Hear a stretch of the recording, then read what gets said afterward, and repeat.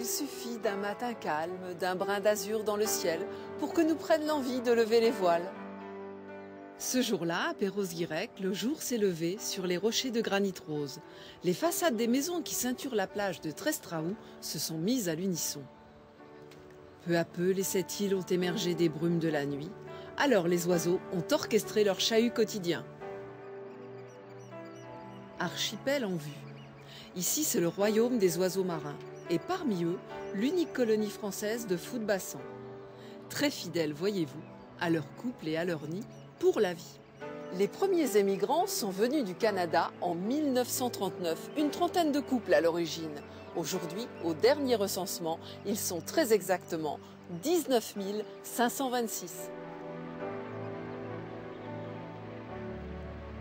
Les Côtes d'Armor, qui à l'époque s'appelaient encore les Côtes du Nord, les ont séduits et l'îlot de Rouzic les a retenus. Alors ils ont fait des petits, un seul œuf par an et par couple. Sur une vingtaine de bébés, la sélection naturelle fait que 3 seulement survivent. La première fois célibataires, ils se mettent en retrait sur un îlot. On trouve dans cet archipel classé réserve naturelle 27 espèces d'oiseaux nicheurs. Les plus rigolos, ce sont les macareux, avec leur bonnet sur le nez, et même des phoques qui font du lard sur les rochers.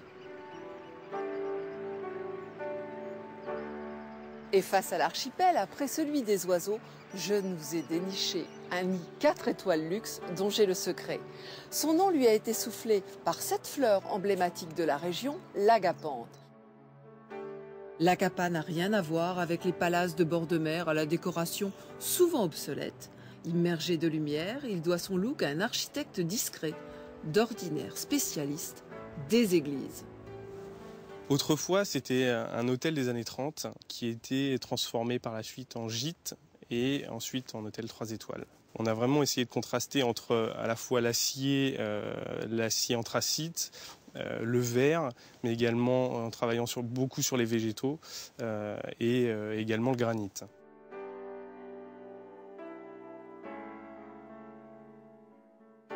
On a travaillé aussi sur les télécommandes tactiles qui déploient un home cinéma dans les chambres. Et on peut voir la mer depuis sa salle de bain et d'une simple pression sur le bouton, on ne voit plus rien et on n'est plus vu.